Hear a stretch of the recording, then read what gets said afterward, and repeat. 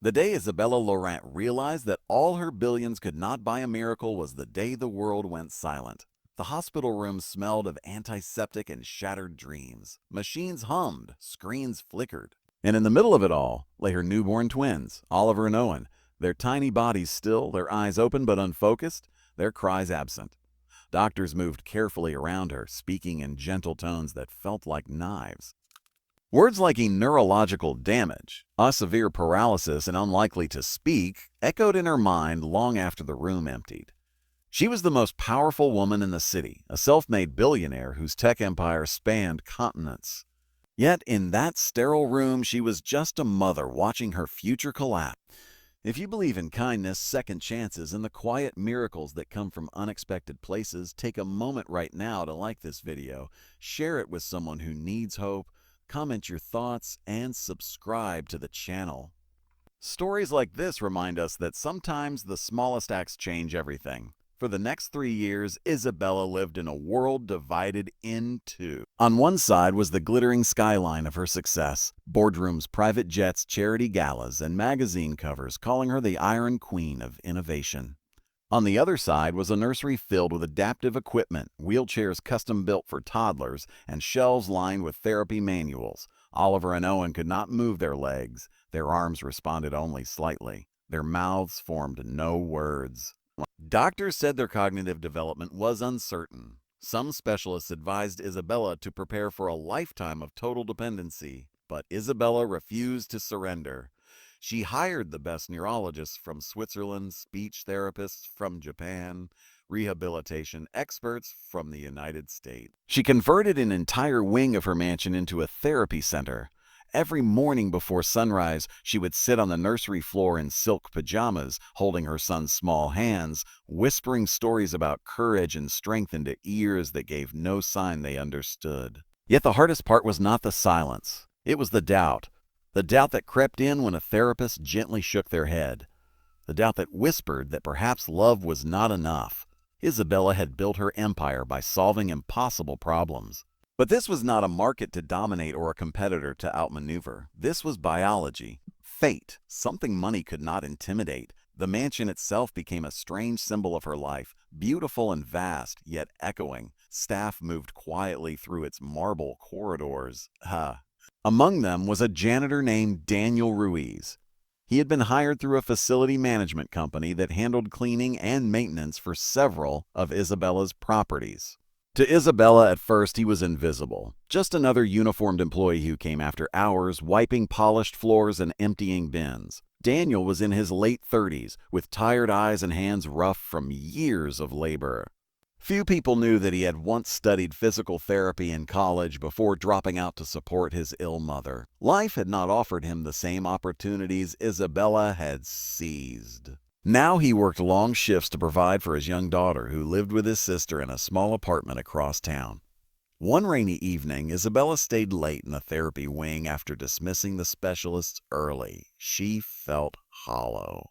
Oliver and Owen lay side by side on padded mats, their limbs resting where gravity placed them.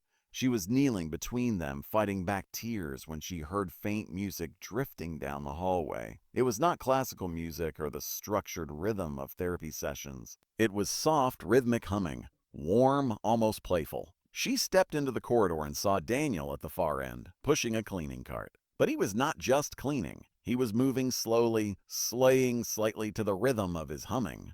And in the open doorway behind him, something made Isabella's heart skip. Daniel had gently positioned the twins upright against supportive cushions. He had rolled 2 small rubber balls toward them, placing them within reach. His yellow cleaning gloves were off. His hands, large and careful, guided Oliver's arm toward the ball. He hummed again, a steady pattern, tapping lightly on the floor. Isabella's first reaction was outrage. How dare a janitor interfere with her son's medical routine? How dare he touch them without permission? She almost stormed forward to stop him, but then she froze. Oliver's fingers twitched. It was subtle, so subtle that an untrained eye might have missed it. But Isabella had spent thousands of hours watching for the smallest signs. Oliver's hand did not simply fall. It curled. It pushed. The ball rolled an inch. Daniel did not gasp. He did not celebrate, he simply continued humming as if he had expected it. Then he turned to Owen, repeating the motion. A tap, a hum, a gentle guide. And Owen's head tilted slightly toward the sound. Isabella felt her breath catch in her throat. She stepped into the room quietly, watching as Daniel repositioned the twins, talking softly about how music could help the brain find rhythm, how repetition could awaken pathways long thought dormant. He spoke as if the boys could understand every word. There was no pity in his voice, only belief. When he finally noticed Isabella standing there, his face drained of color. He immediately stepped back, apologizing profusely, explaining that he had not meant to overstep. He said he had read about neuroplasticity once, that sometimes simple rhythmic stimulation could spark response. He promised it would not happen again, but Isabella did not fire him. Instead, she asked him to continue. In the weeks that followed, something extraordinary began to unfold. Every evening, after finishing his cleaning duties, Daniel spent 15 minutes with the twins under Isabella's supervision. He never asked for extra pay. He never acted as though he was performing a miracle. He simply brought a small speaker and played soft beats. He clapped gently. He tapped their hands in rhythm. He encouraged tiny movements with patience that felt infinite. The specialists were skeptical at first. They insisted that progress, if any, was coincidental, but Isabella saw what charts could not capture. She saw Oliver's fingers closing around a textured toy. She saw Owen's eyes tracking Daniel's movements across the room. She saw micro-expressions that looked suspiciously like recognition. One night, as rain lashed against the mansion windows, Daniel introduced something new. Instead of humming, he began to sing softly. Not words, just vowel sounds stretched into melody. He encouraged the twins to feel the vibration by placing their small hands against his throat as he sang. Isabella watched from the doorway, her heart pounding. Owen's lips parted. At first, it was nothing more than a breath. Then a faint sound escaped, raw, unformed, barely audible, but it was sound. Isabella collapsed into a chair, covering her mouth to stifle a sob. For 3 years, her sons had existed in silence, and now, because a janitor believed in rhythm and touch, that silence cracked. Progress was not dramatic. It was painstakingly slow. There were setbacks, days when the boys seemed unresponsive again, days when Isabella doubted everything. But Daniel never changed his approach. He treated every tiny movement as meaningful. He spoke to the twins as though they were capable of greatness. Months later, during a routine therapy evaluation, one of the neurologists stared at the latest scans in disbelief. Neural activity patterns had shifted. New connections were forming. The doctor admitted cautiously that something unexpected was happening. Isabella knew what it was. It was not just therapy. It was not just money. It was human connection. As Oliver and Owen approached their 4th birthday, they could not walk unaided. They still relied on adaptive equipment, but they could lift their arms with assistance. They could produce soft, vowel-like sounds. They responded to their names, and when Daniel entered the room, their eyes lit up. The mansion no longer felt hollow. Laughter, fragile but real, began to echo through its halls. Isabella made a decision that surprised her board of directors and shocked the media. She announced the creation of a foundation dedicated to accessible neurological rehabilitation for underprivileged children, and she named its first research initiative after Daniel Ruiz. When reporters asked why a janitor's name was attached to a billion-dollar program, Isabella simply said that genius does not always wear a suit. Sometimes it carries a mop and hums in hallways. Daniel resisted the attention. He insisted he was no hero. He said he had only done what felt right. But Isabella knew the truth. He had given her son something no specialist had offered: unwavering belief. On the twins' 5th birthday, surrounded by therapists, staff, and a small cake decorated with bright blue stars, something happened that silenced the room. Daniel began his familiar rhythmic tapping. Isabella knelt beside her sons, tears already forming as she watched their concentration. Oliver looked at his brother. Owen inhaled, and together, slowly, imperfectly, they formed a sound that was unmistakable. Ma. It was not clear, it was not strong, but it was real. Isabella felt the world tilt. For years she had feared she would never hear her children call her anything at all. And now, in a room filled with balloons and hope, the words she thought she would never hear echoed against the walls of her once silent mansion. If this story has touched your heart so far, take a moment to like, share, and subscribe. And please comment the word hope below to show your support for stories that remind us of the power of compassion. Because here is the truth Isabella learned. Power is not measured in stock prices or skyscrapers. It is measured in the quiet determination to see potential where others see limits. Oliver and Owen would face challenges all their lives. Their journey would never be easy, but they were no longer defined by what doctors said they could not do. They were defined by what love, patience, and belief helped them discover. And Daniel, he continued to clean the mansion floors.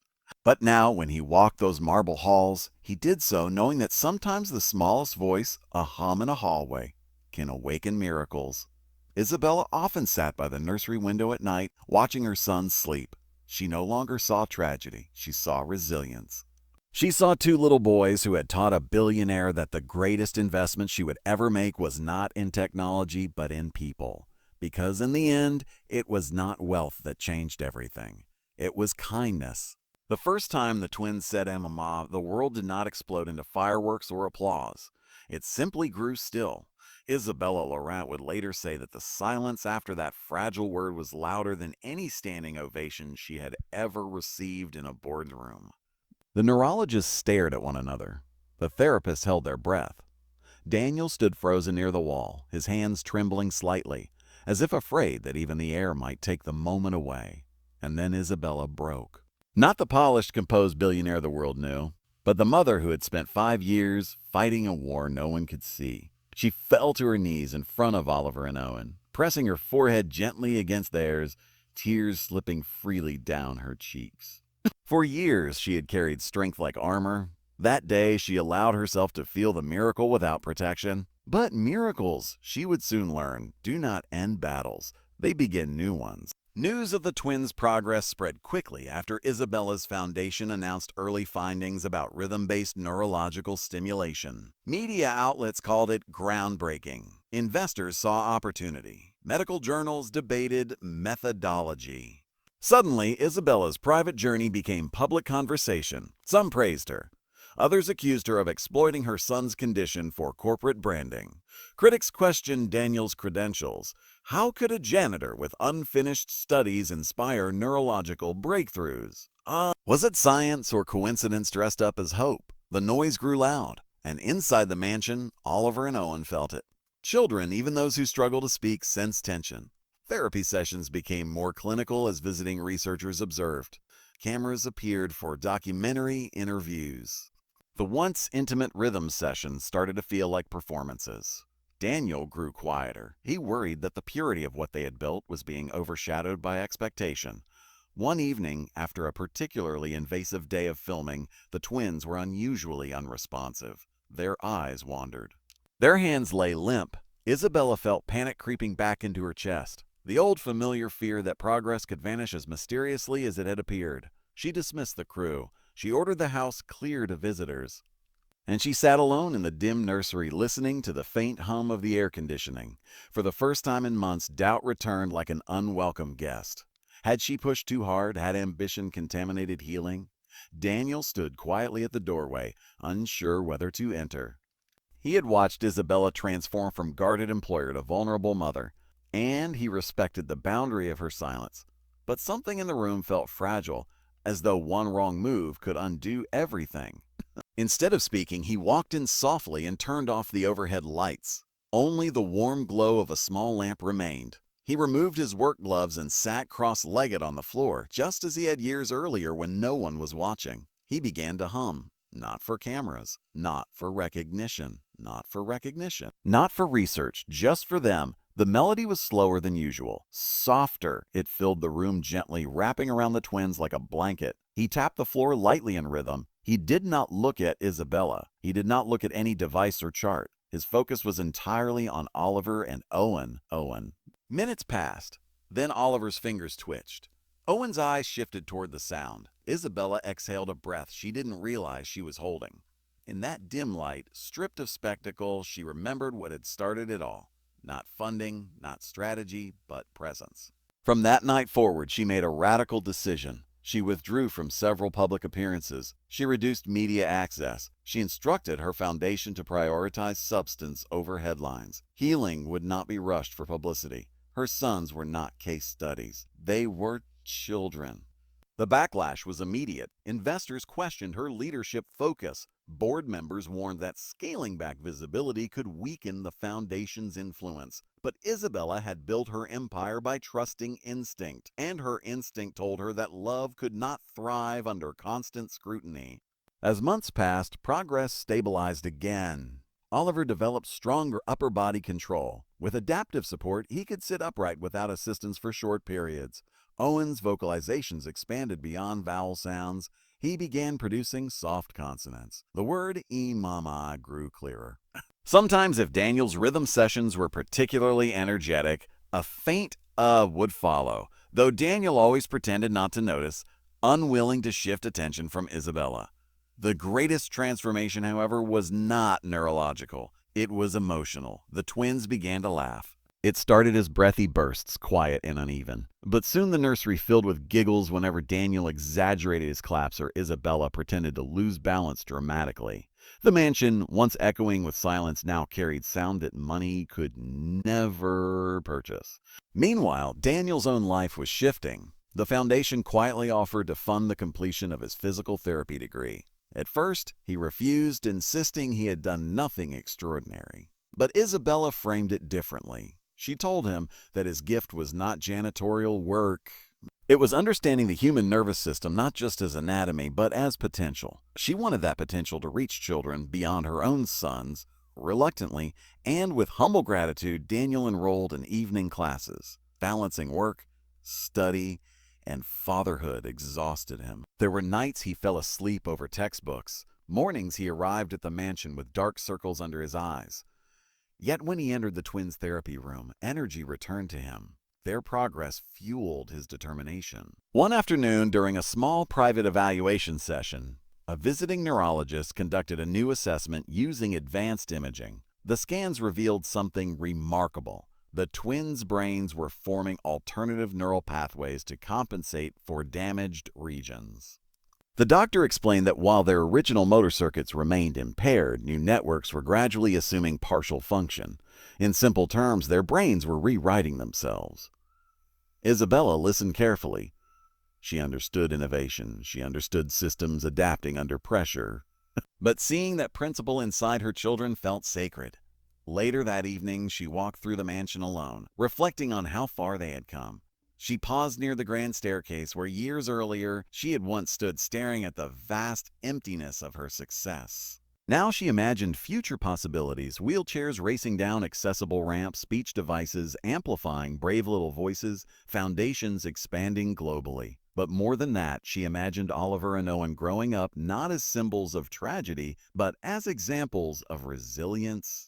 On their 6th birthday, something extraordinary happened again. Not dramatic like their first word, but equally powerful. With specialized braces and months of incremental strengthening, Oliver managed to shift his weight forward while supported. Owen followed.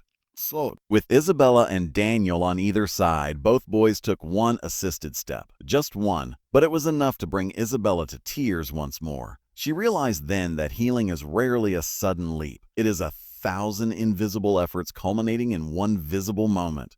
Years later, when Daniel graduated with his degree, the ceremony was modest. Isabella sat in the audience beside Daniel's daughter, who beamed with pride. When his name was called, applause echoed through the auditorium. But Daniel's eyes searched only for two small boys in the front row, seated in customized wheelchairs, clapping with deliberate, determined movements. They were no longer silent. Their speech remained limited, but clear enough to express needs, affection, even simple jokes. Technology assisted where muscles could not, and rhythm, always rhythm, remained central to their therapy. The foundation expanded internationally, funding community-based programs that train caregivers in simple, low-cost rhythmic stimulation techniques.